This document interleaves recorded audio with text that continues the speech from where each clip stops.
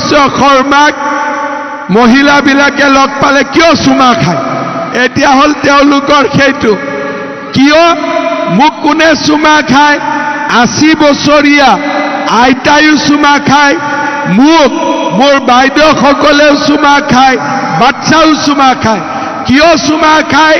কাৰণ তেওঁলোকে মোক নিজৰ ঘৰৰ মানুহ বুলি বিশ্বাস কৰে, মোক ঘৰৰ মানুহ বুলি ভাবে।